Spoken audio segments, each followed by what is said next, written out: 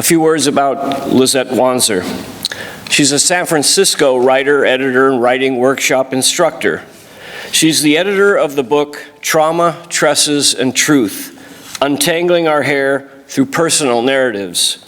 It was published by Chicago Review Press and is the focal point of our two programs. We had a nice program in the afternoon with some students earlier, and this is our evening completely different presentation. Ms. Wanzer's book has won lots of recognition, including a Best Book from Publishers Weekly and also the Library Journal's Top 10 Best Social Sciences Books. Her work has been published in dozens of literary journals, magazines, books, and newspapers. She's been a featured panelist at numerous writing and literary conferences around the country. She's also the recipient of several grants and prestigious artist residencies for her writing. Dr. Kyra Gaunt is assistant professor of music here at Albany. She's a notable ethnomusicologist, and she's author of the book The Games Black Girls Play, Learning the Ropes from Double Dutch to Hip Hop. She's a noted scholar in Black girlhood studies and hip hop feminism, and she also has an extensive list of credits as an R&B singer-songwriter and jazz improvisational vocalist. So please, warm round of applause for Lyzette Wanzer and Kyra Gaunt.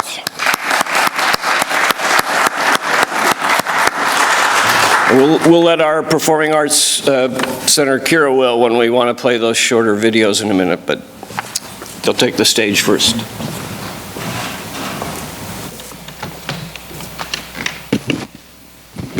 Check one. Good evening.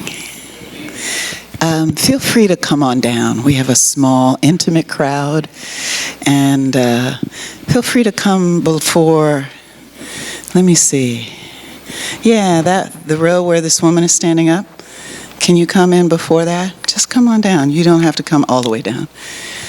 It's just going to be... I always do this in my class. You remember COVID? Remember when you couldn't have contact? This is your opportunity. You can still sit 6 feet apart if you like. All right. Can you play the first short? Maybe just a blip. My dad always told me that I should love my hair. So I did. Wait for me right here for a second. Excuse me, sir. We have a strict hair policy here. I'm afraid I can't let you attend school today. Don't forget your dad. Even when it wasn't easy. We talked about this. You can't wear braids if you want to walk at graduation. Even when no one else did.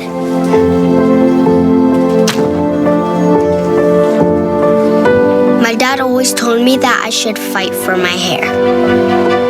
So I am.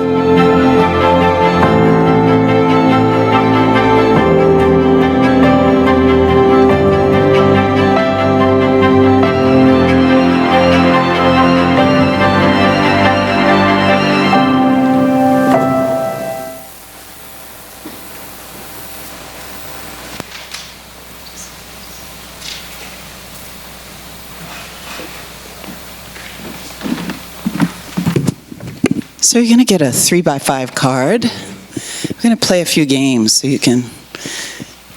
I like to do highly interactive events. How many people...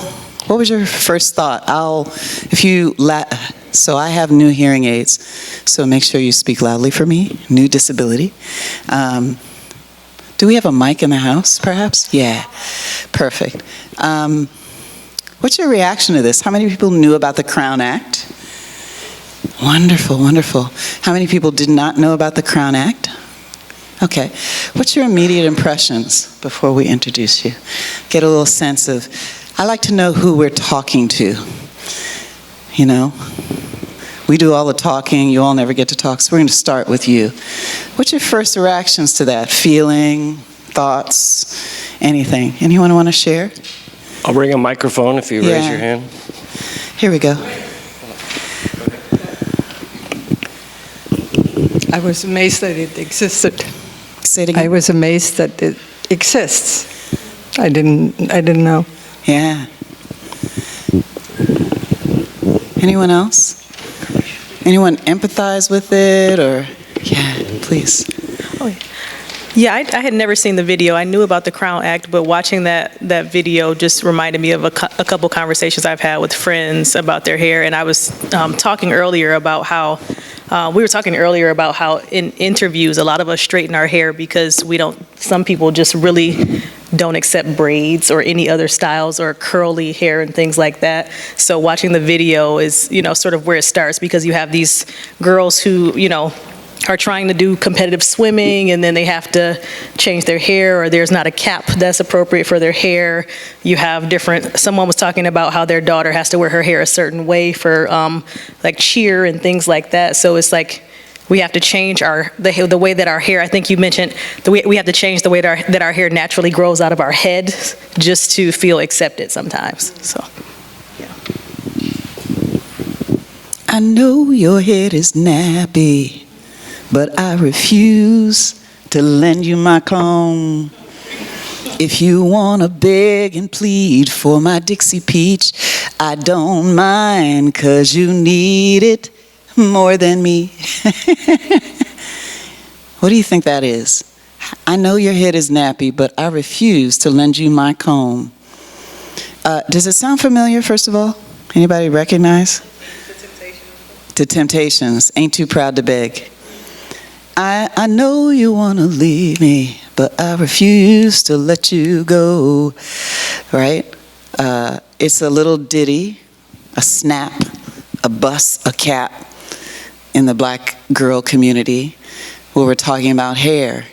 It's between friends, right? I know I know your head is nappy. Now I'm getting the two mixed up. I know your head is nappy, but I refuse to lend you my comb.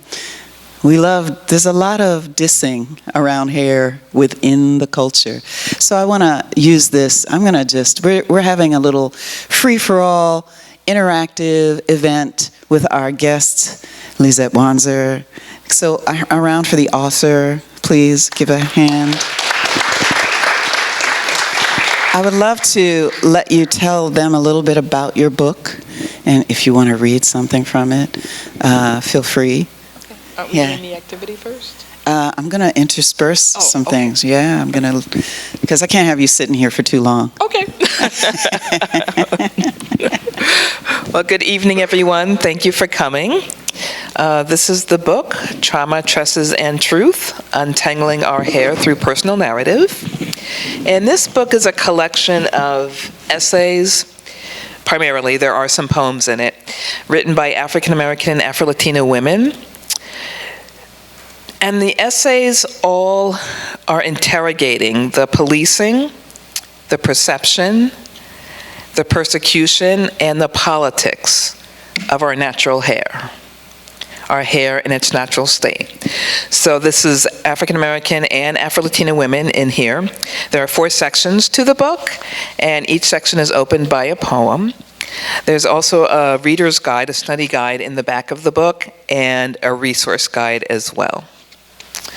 And yes, a lot of the essays in here are painful, but sometimes as you're reading, you'll also laugh. And there's a lot of recognition if you're a black woman, because you probably have not managed to get out of black girlhood without having some of the traumatic experiences or degrading, deprecating experiences that you read about in this book. You may have gotten a handout, but let me see if I can check you on it. The Crown, Dove has been doing various self-esteem campaigns, and they did a study in 2021. I'm going to give you 3 choices. I want you to look around in the audience, and we're going to see who guesses what the correct proportion of little black girls who believe their hair is beautiful. 20%, 50%, 90%. Those are your choices. okay? So how many people think that 20% of black girls believe their hair is beautiful when they're little? Look around. Make sure you can see. How many people think it's 50%? There's a few hands. 90%. I've done this in 3 classes today. I taught 3 classes. Only in one case where there were a few 90%, just like now. And the answer is, while 90% of black girls believe their hair is beautiful, why wouldn't they? Their mother's hair is like theirs. They've been taught their whole life. They haven't really stepped out into the outer world much. Maybe school. While 90% of black girls believe their hair is beautiful, the microaggressions and discrimination she endures has an impact on how she sees herself. 81% of black girls in majority white schools say they sometimes wish their hair was straight. Yeah, any thoughts about that? I'm not surprised that 90% of young girls, very young, what I would call like babies, would think that, because they haven't been out in the world yet to get the opposite messages yet, right? Yep. They haven't been to grade school yet. They haven't been to middle school. They're not out trying to play hardcore sports yet or any of those things. They're mostly still within the cradle of the family. Mm-hmm. And so that makes sense. And then I'm sure if you ask the same question just 8 years later, maybe even just 6 years later, the results will be different. Yeah. How many people are aware of that? Look around. You know, we're living in a moment in time where several states in our union are trying to ban discussions of race and racism. In a few states trying to reinstate Jim Crow laws, if you haven't heard on the news. And if you're not familiar with Jim Crow laws, maybe we would have had to come in separate entrances, just to give you a little idea. Drink different water fountains, use different bathrooms, go to different schools. Add to that gender. Some of you may know that some schools from north to south did not integrate when Brown versus Education happened. Charter schools were opened as a result of it, at least in Charlottesville, Virginia, where I used to teach. That's where the charter school movement came from. The first was in Charlottesville, Virginia, because they're not going to have their kids go to school with black kids. So this issue about hair seems unrelated to many people to larger issues of structural racism and sexism. But it's deeply entrenched and embedded.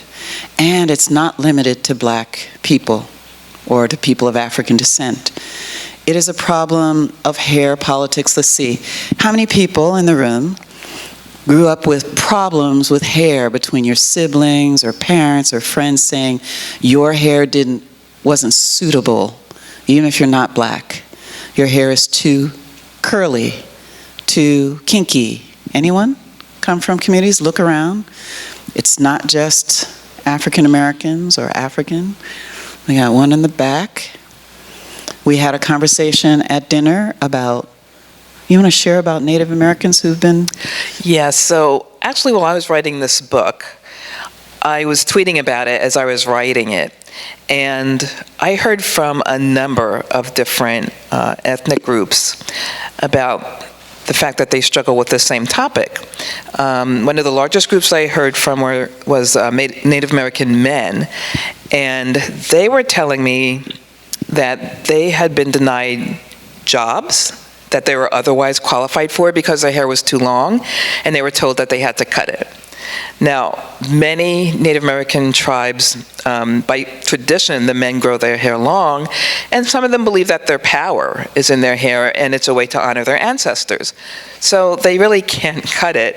And even if they wore their hair in a neat braid down their back, or even 2 neat braids down the sides of their head, that was not acceptable enough for them to get the job offer. And they were contacting me and telling me these stories and saying, I'm glad you're doing this book, but I want you to know that it's not just black women. I also heard from Middle Eastern women who said they had this problem and they asked if I had room for them in the book. I heard from East Indian women who said the same thing, that colorism is a big deal, which I did know about that in India and the diaspora, but the hair issue is the same there. And I heard from, for the first time I heard the term Jewish hair. And I heard from some white women who said, I'm the only one in my family who has Jewish hair. And I identify so much with the topics that you're talking about in this book. So I got educated as well as I was writing this book. I like to remind people that one of the benefits, I think, and maybe even the gifts that members of marginalized groups give, particularly from black communities, is the gift that this is not unique to us. Anti-blackness affects people along the spectrum of race and racism. However close you are to blackness, whether it's hair texture, nose, eyes, lips, body types, appearance, skin shade, colorism. You know, in the Philippines, you cannot buy skin care products that doesn't have skin lightening in it at all. It's impossible. Bangladeshi women, whether in Bangladesh or in the UK, they're all interconnected. Our dear Lord said that our oppressions are interconnected. So while this book seems to be about black and brown women of African descent, it should be something that we all see as something that's connected to our experience and who we are. Many people in the room have people that they married, and their children are of mixed ancestry, mixed ethnicity, and sometimes your hair just comes out coily because of DNA recession of genes. And then we all spend a lot of money to straighten our hair or to make our hair look like other people's hair.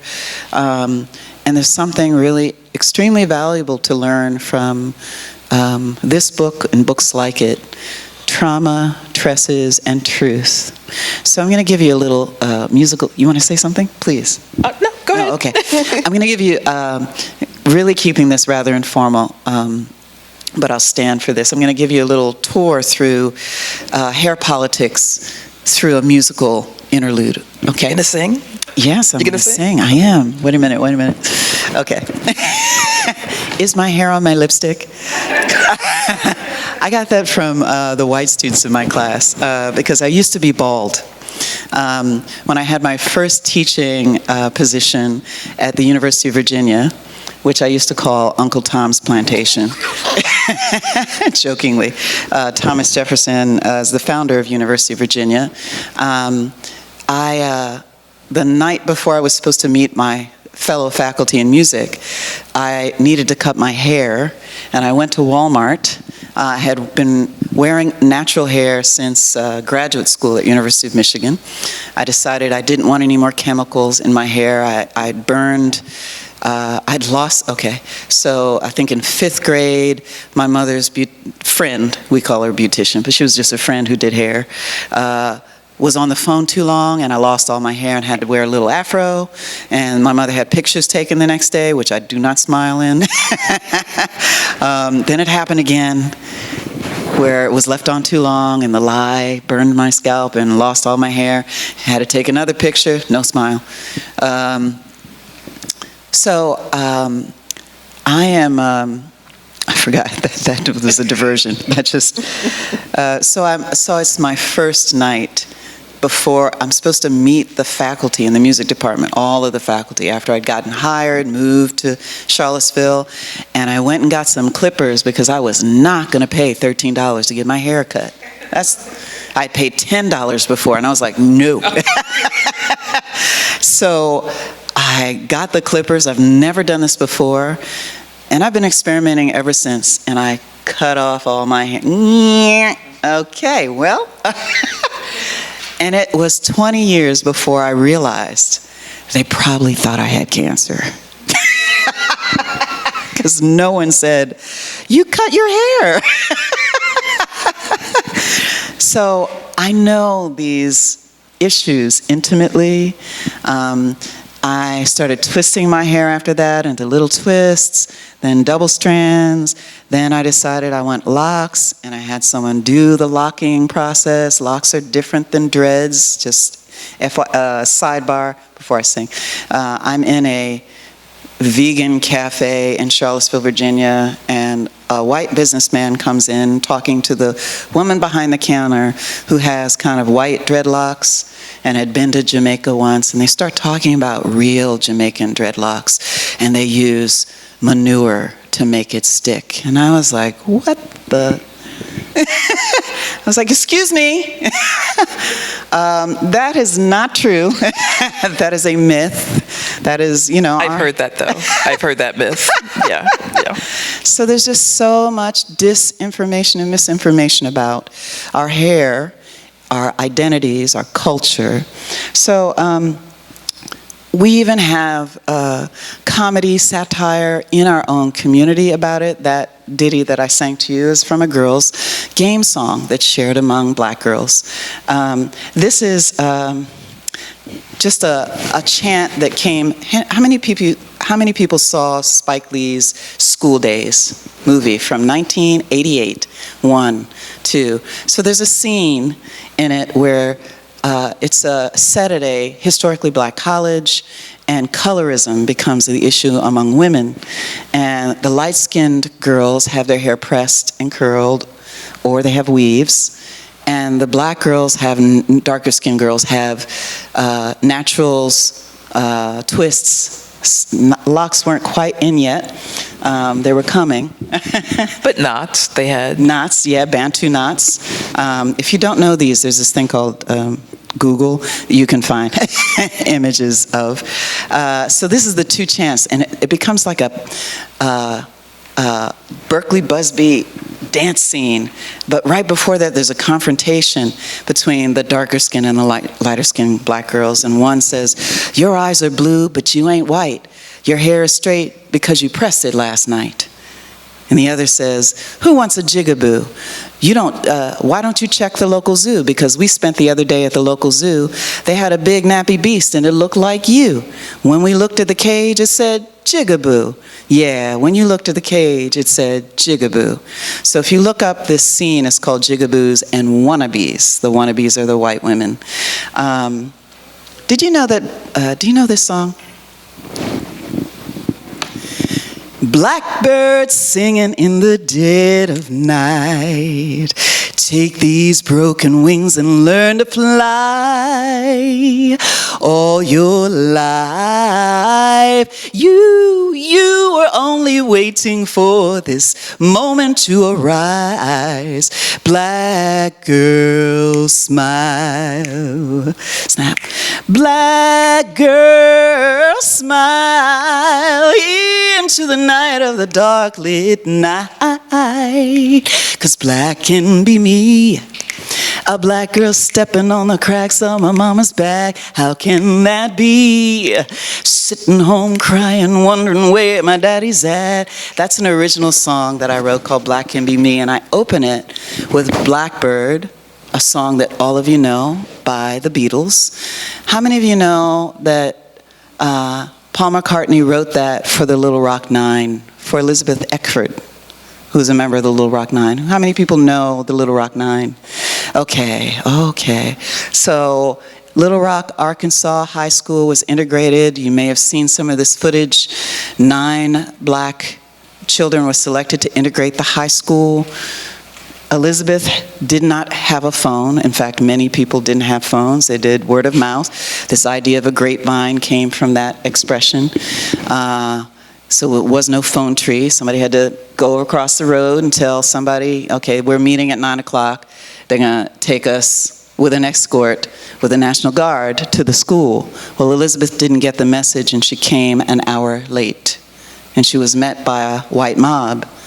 And it was one white woman in that, a mother in that mob, who came to her rescue. She was, when you see this, you know, like just beautifully dressed 15-year-old girl, she looks like, compared to, no disrespect, no shade to students in the room, they were not wearing pajamas to class. No slippers, no pajamas. She looks like an adult, even to me, compared to what I might look like at 30 in this day and age. And a white mother was like, escorted her onto a bus so she could get out of this mob. There's a Oprah episode where the woman who's jeering at her, calling her the N-word behind her, was a classic photo from that era. So Paul McCartney in the UK was so moved by the civil rights movement from those images that he wrote Blackbird. That song is about a black girl, and the black girl is Elizabeth Eckford. The other song that I'll sing, just a snippet of, is begins as an English ballad, an Irish ballad even. Black, black, black is the color of my true love's hair. Her lips are something wondrous fair. It was sung in 1959 by Nina Simone. Black, black, black is the color of my true love's hair. His face is like some rosy fair, the prettiest hands and the fairest hands. I've got the wrong words. His face is so soft and wondrous fair, the purest eyes and the strongest hands. I love the ground on where he stands. And so Nina Simone sang it in 1959. Blackbird was recorded in 1968. The Little Rock Nine happened in 1958. In 1969, a Buffalo native, I think, Emile Latimer, performed a version of Black is the Color of My True Love's Hair. Black is the color of my true love's hair. Black like the river. I'm making this up now. His eyes so fair. So there's many ways that we talk about hair, and it's ironic to me, it seems even curious, that a song that just is about a color, you know, all of the symbols that we use in life, they don't mean anything. There's nothing inherent about blackness or black colors that means good or bad. Symbols are something that stands for something and change meaning. In one country, black is auspicious and important, and in another country, black is denigrated. And we believe those things as if they're true. We don't even question them. So this is just a little kind of expressive entree into a conversation. On your 3x5 card, if you've got something to write with, is anybody, I didn't bring my pencils, that was the thing. I have them in my office upstairs if you need. Maybe some people have some additional writing utensils. I probably can find them in your bag. I would love you to, I would love to create a little poem together. So maybe a sentence about how this is moving you, what it means to you. It could be 3 words that express how you feel or what you're learning. And we'll do this a little later, so you can pick up the words or the expressions as we go, but you might capture things on the 3x5 card. I'm taking this idea from, there's a social sculpture somewhere in the Netherlands where they make a poem with one word every week that's added to the road. And it always helps to do something collaborative because everybody gets to participate. So we can twist our hair and our words together into a lock of poetry. Poems don't have to rhyme, you know. They don't have to rhyme. They are just expressions from the heart. So we're going to do that. So that's your card. You don't have to put your name or anything on it. So tell me about, what's the trauma of the book? There are many. And what's the truth? many types of trauma in this book. If I had to sum up one kind, or if I had to sweep all of the types of trauma under one umbrella, I would say that it is collective and generational trauma, and going back over 400 years. The trauma is about living, in the instance of this book, in American society, as a Black woman or Afro-Latina woman, wearing your hair in its natural state, which is the way it grows from our heads, and hair discrimination or hair bias. And hair discrimination is really just a proxy for racism, right? So hair is one of the obvious signifiers that shows you that someone is not Caucasian or not 100% Caucasian.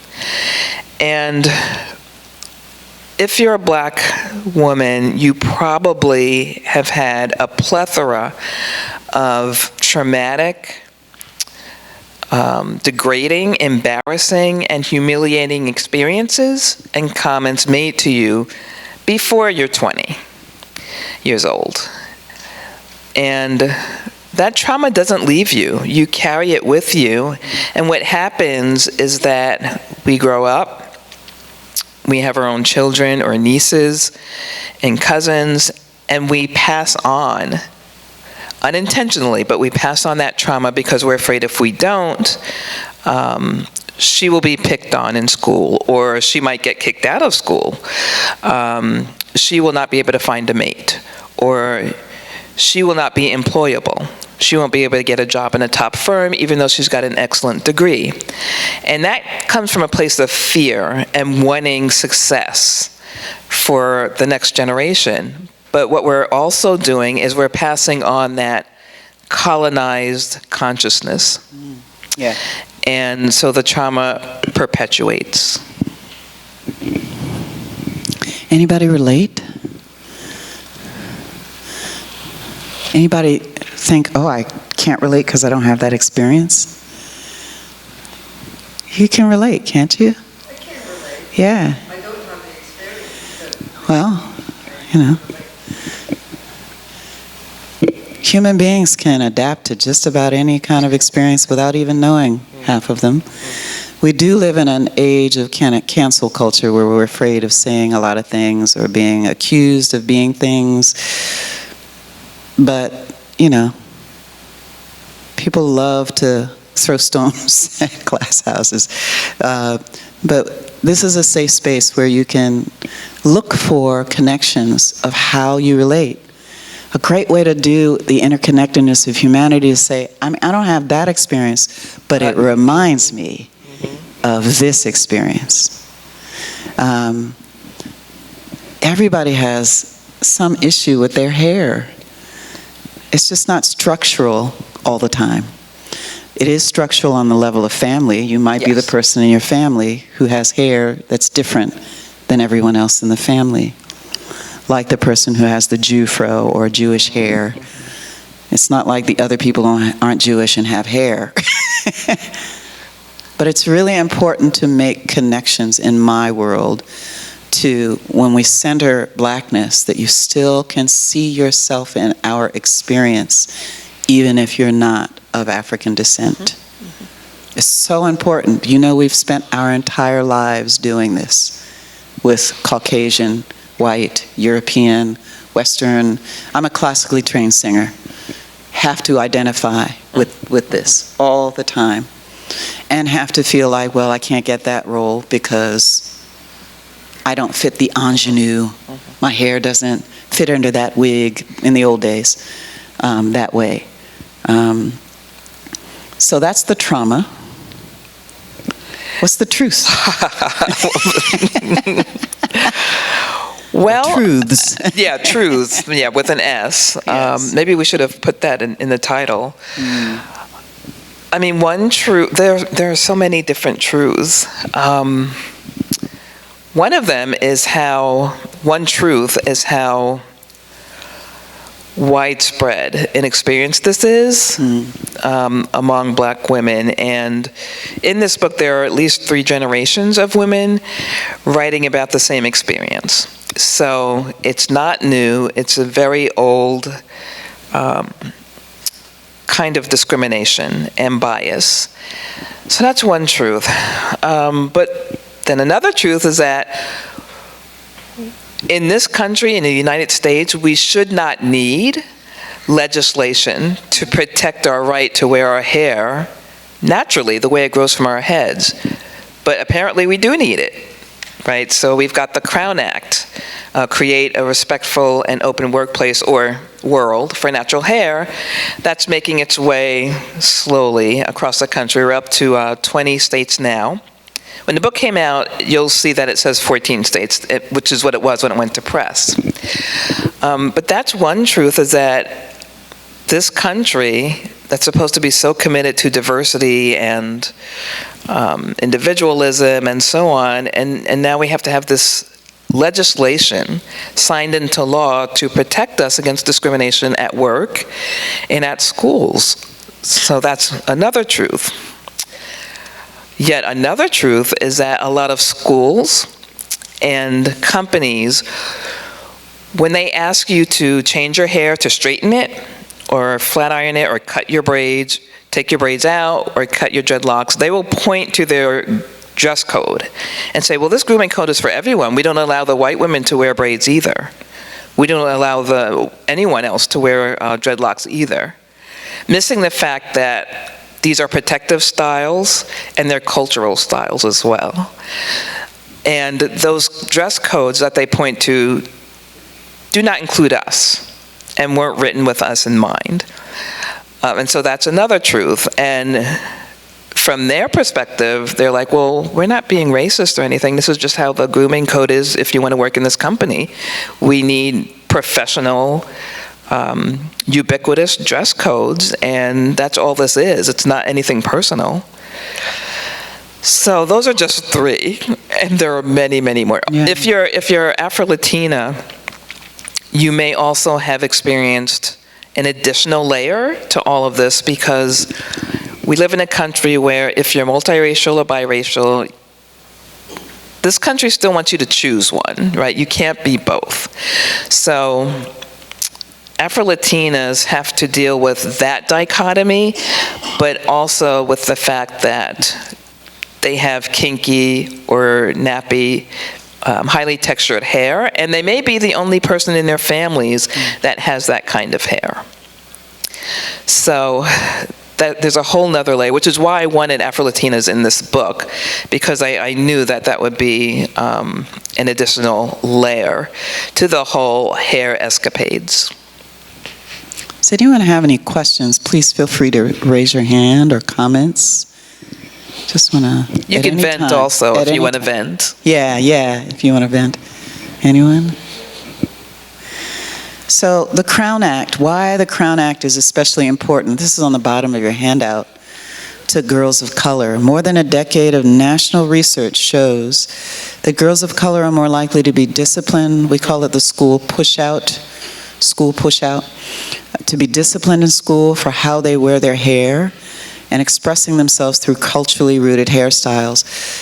During the transatlantic slave trade, and even still to this day in various African contexts, hair styling can help determine what ethnic group you're in, as well as hair coverings, turban wraps will let people know sometimes not only if you're Muslim or not, but what particular ethnic tribe you are a part of throughout the continent. Can I add to that also?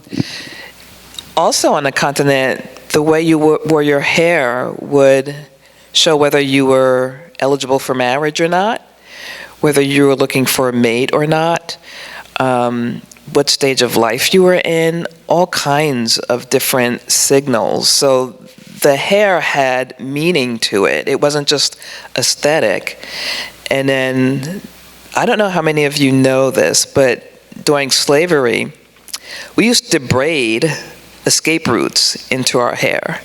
We would braid maps into our hair that showed other slaves how to escape. Yeah. We used by any means necessary. It takes on a whole different meaning. Yeah. Don't touch my hair. So it says further here, so we express ourselves or themselves through culturally rooted hairstyles. I wrote at the end of an article I wrote, one of my first publications, I made up a myth. I have a very good friend in Toronto, her mother, a white woman. They helped free slaves on the Underground Railroad, and they moved from Madison, Wisconsin, I believe, to Canada generations ago. They called the enslaved people sable. And I was like, I had never heard that before. I was like, it's so beautiful sounding. Oh my God. It was so amazing to meet somebody whose ancestors had helped free slaves on the Underground Railroad. And so Ada had told me, she's a psychologist, that you can turn your pain into a mist to heal your own wounds. And I told this story, I didn't think about this, or I would have brought the story of that in a magical land, there was a blanket, there was a mystical moment where women would always braid their stories and everything into their children's hair. And an evil spirit came across the land that banned this, disallowed you braiding your children's hair. And that's the way that people of African descent passed on their songs. So the song stopped and the braiding stopped. But there was one child that was secretly born and raised by her grandmother, who would sit her every night between her knees and braid songs and tell her the songs. And to keep her safe, she took her to a faraway land. And when she was grown, she came back. And that's the reason we still have the stories and the songs. I just needed to tell that story that way because I was noticing in our community that many girls and boys were not getting their hair braided by their mothers anymore. We went to salons, or other people who are not close friends of your family would touch your hair. And this thing, even though sometimes your mother would sit you between her knees, and if you have 4C kinky hair like mine, it hurt. I'm tender-headed, as they say. I hate this expression. It's that we have a whole culture of teaching. This is an industry that's not unique to black women, but an industry that teaches us that pain breeds beauty. Beauty is pain. Beauty is pain. You have to tolerate. While that lie was burning my hair, they say, you want to look pretty, don't you? You got to leave it on. So your hair won't be kinky. They never said that part. So your hair would be straight. And so kinky became negative only because that was never lauded. And then your friends would taunt you about, you can't have my comb. You might break it. And so this is a great way to understand structural oppression. It lives in the fabric of what we do, in the everydayness. It's not like someone on high saying, you must wear your hair straight.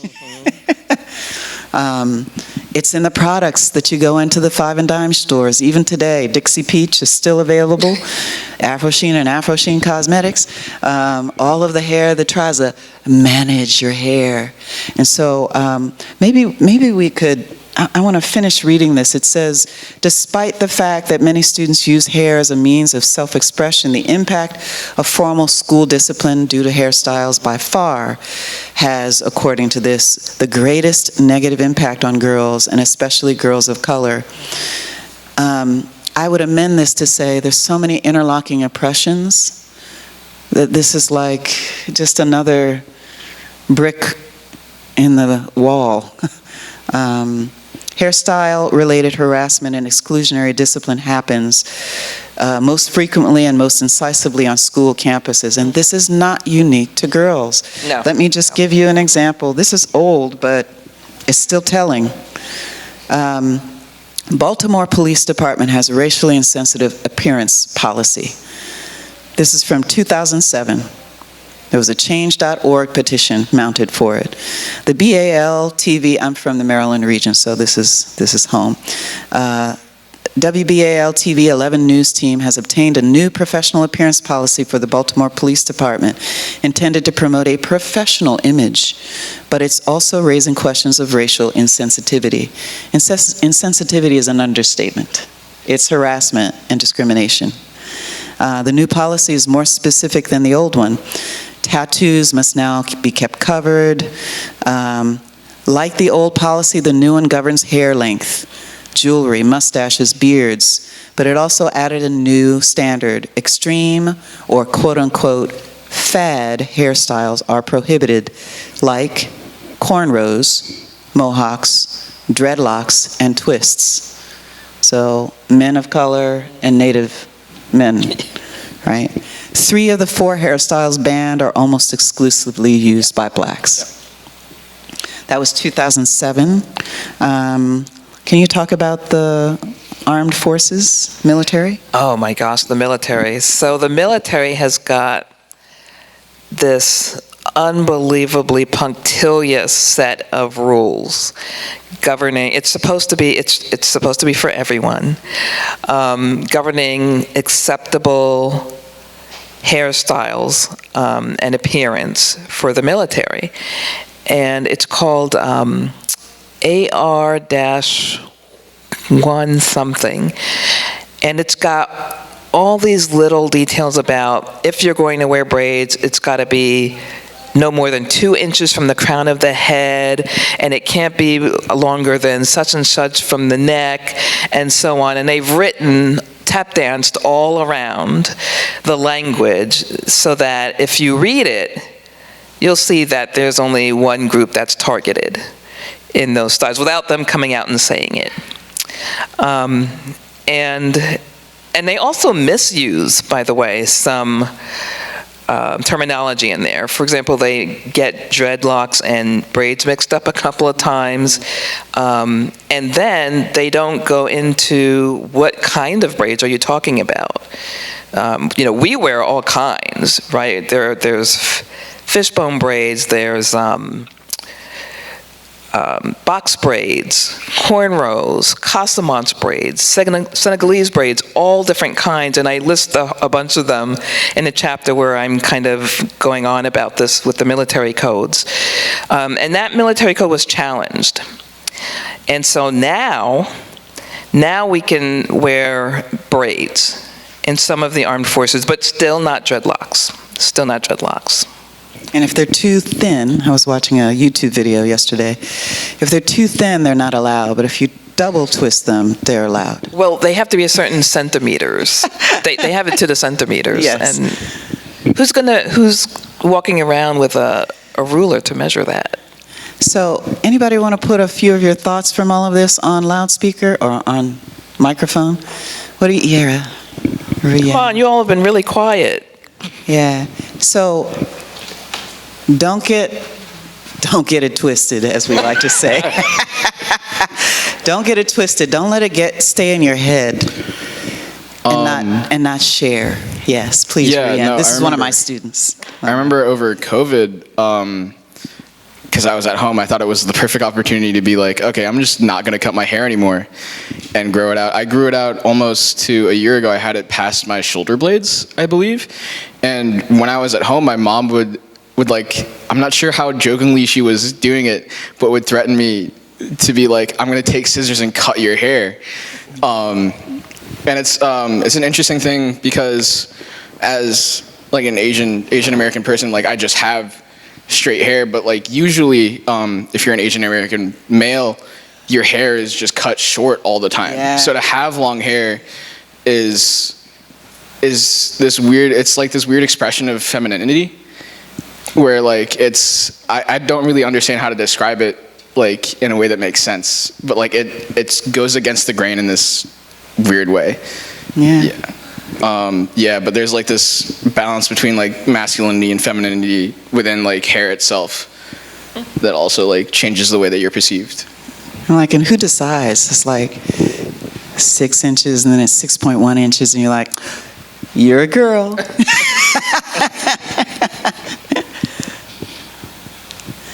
Yes. I haven't been paying attention, and probably a lot of things have changed since I was in the field, if you will. But I worked for GE, and at this time GE was just an emulation of IBM, which was white shirts, close-cut hair, and tie. And they didn't have that as a code, but I came in with an afro and different color shirts. How many inches? Oh, at that time, about 8 inches. And a free Angela pin also. So I was called in on one occasion. My boss said, "You know, Willie, we saw your hair today, and we would consider that an acceptable length." I said, "Well, Bruce, you know, I was out in the rain today, and when my hair gets wet, it compresses." He said, "Well, that's a good length." And I said, "If you think I'm going to stand before a mirror and draw a circle on there and then spray my hair until it sinks under that line, I'm not going to do that." But I think the question I want to ask is that when little girls or little boys are going to school, there are a lot of things they're trying to manage. Yeah. They're trying to manage their clothing that they wear. Unless you're at a Catholic school, everybody wears the same thing. Yeah. So they got to, plan the socks, the shoes, they're planning all those things. They got to plan the way they speak. They have to plan, 4 or 5 different things. And on some occasion, hair is too big a battle for them to carry and do all the other things. So I'm thinking that in the process of getting this law to take some weight off of them, we need to understand some people. In my case, I had balls. But guys came to me and said, "Man, we really appreciate you doing this." We said, "But I could never do that. I would lose my job, and I have a wife and kids." Yeah. So I was a champion for that wave, if you will. And now today, people at all the companies wear the hair they want to wear, and I'm taking the credit for that, if you will. Okay. Power. But the point I'm saying now, I have a granddaughter who has curly hair, and her sister has straight hair. And there was a time that she cried to her mother because she wanted straight hair. Yeah. Today, and I don't know what happened, today she loves her curly hair, and she is very pleased with herself because of her curly hair. So I'm thinking there's some ages that things happen.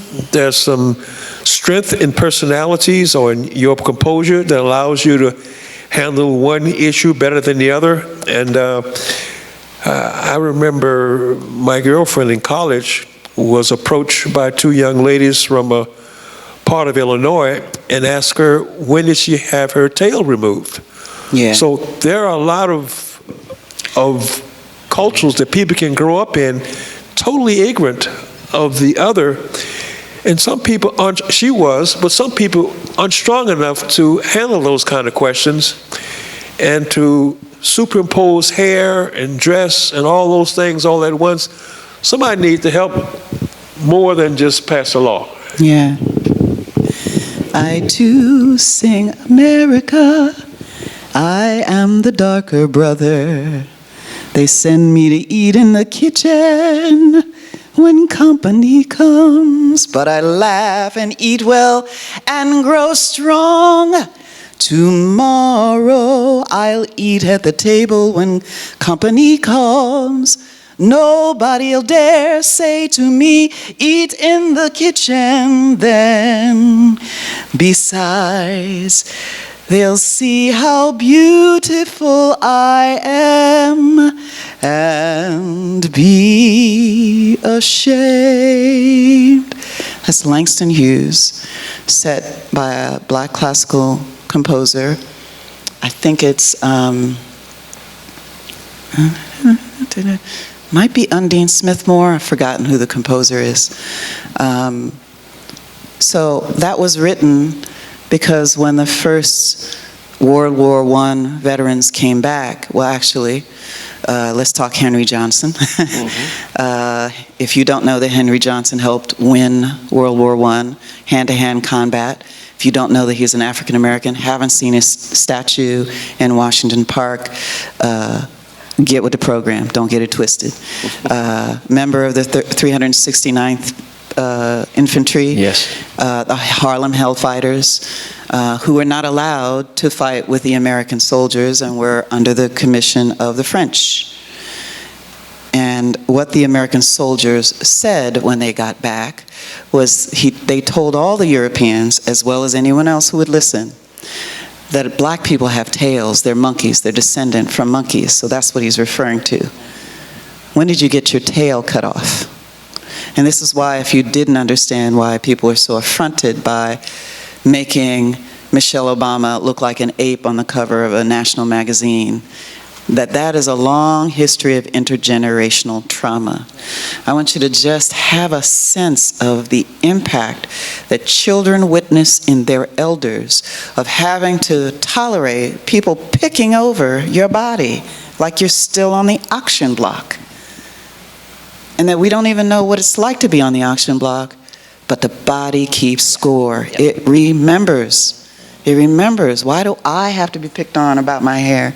There's dozens of YouTube videos, and I was going to say that social media has changed it for a lot of young people. They get to watch a channel of black hair creators telling them that this style is okay, or an Afro-Latino talking about how they manage their hair, or a Bangladeshi woman who is learning to accept her skin tone that is, I don't know, light brown compared to tan, which they won't get married. Their mothers don't want to.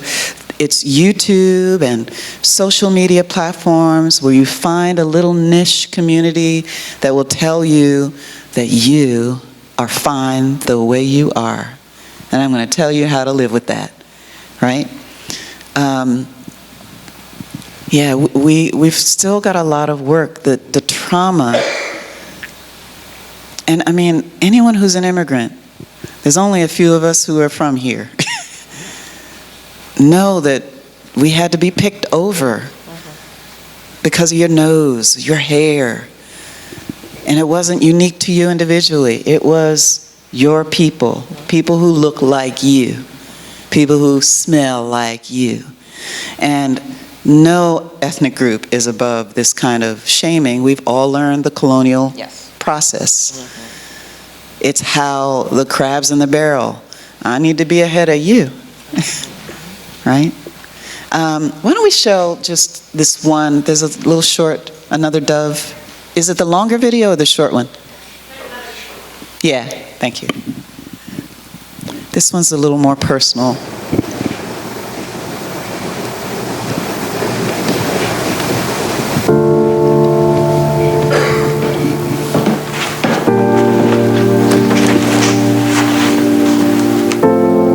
In 7th grade, a boy and his friend had come up to me and my friends at lunch, and one of them looked at me and told me that my hair looked like burnt spaghetti. Later, when I got home, it kind of sank in, and that was the first time that I noticed that there was some type of discrimination or like othering going on just because of my physical features and my hair specifically and just who I was emotionally and physically I was isolated because I was one of the only kids who looked like me. I do think that there is a different beauty standard set for Black women. I tend to be on the darker side, and I really had to think about, well, my complexion is means something to someone.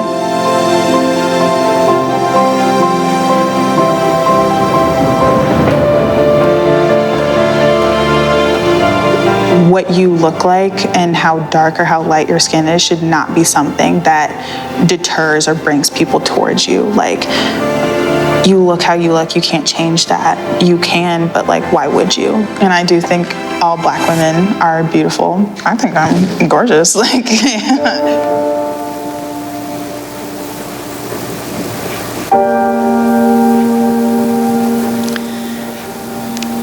You know, the public health crisis it begins in childhood, and I think it's at its worst in many ways, right? The teen mental health crisis is at an all-time high, from suicide to other crises, and this is not helping. I teach about childhood studies a lot, and I don't know if there are any stories about children or... Oh, yes. Yeah. Definitely. I really think that there needs to be a movement to allow children. We're one of the 2 states that haven't ratified the UN Convention for the Rights of the Child in the UN. I think it's us and Sudan. And it's the right to live free from violence. It's 30 or 40 different articles. The right to play, the right to an education, the right to express their culture without any political intrusion. And look at what all of these millennials and younger people are doing around climate change. But they don't get a vote in anything.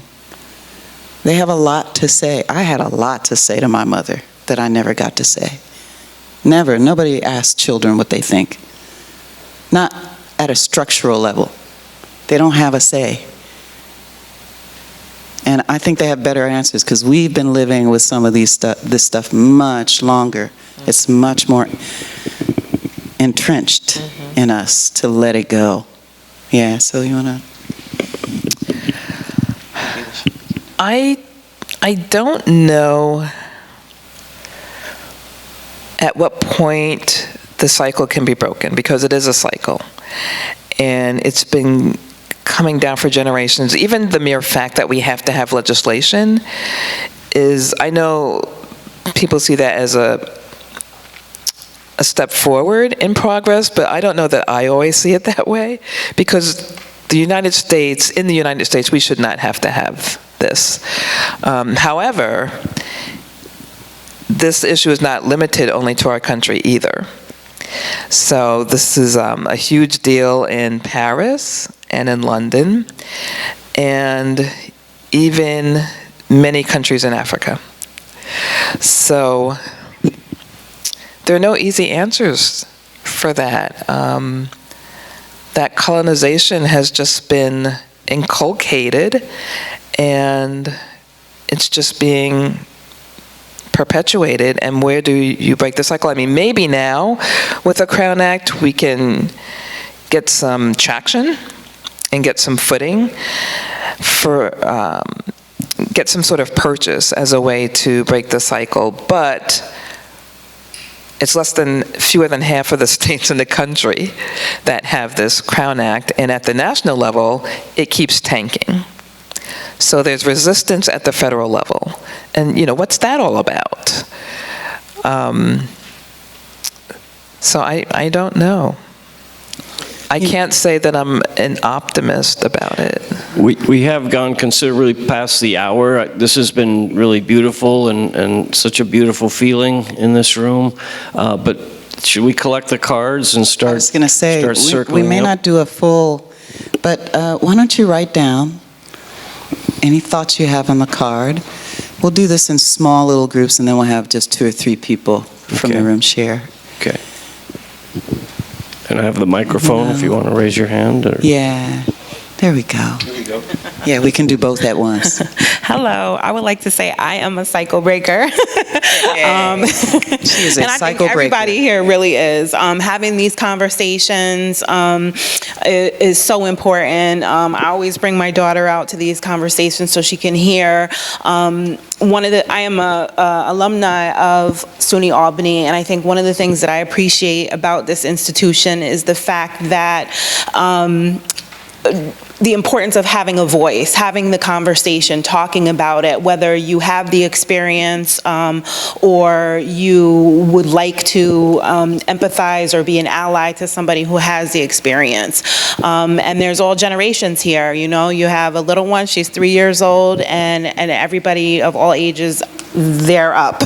So I just appreciate having the opportunity to come to this type of event, bring my child to hear, you know, the words that are being spoken, publishing books like this so that we can talk amongst ourselves even without the presence of, you know, an actual event. So I think everybody in here is really a cycle breaker by just coming to be a part of the conversation. Thank you. I was hoping you would say something. I kept looking over at your little girl, and at one point she was going like this with her hair and everything, and I was like, I hope she says something. So. Shout out to hairdressers. My hairdresser is ready. Hey, hairdressers, raise your hand. Awesome. Hairdressers, people who do hair. Yes. So, you know, why don't you write down a commitment on the card as well to, you could share this conversation tonight. Share 3 things you learned from this with 3 people you know.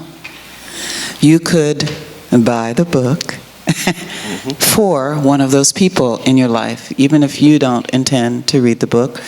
Pass the book along. Readers read, don't they? They love books. Yes. So give it to a reader you know, or invest yourself in, you know, melanating in the book over time. And she'll be here to sign the books. Yes, we're really grateful. It had the feel of improvisational. It was beautiful. Kyra, Gaunt, Lyzette Wanzer, let's give them a big round of applause. Thank you.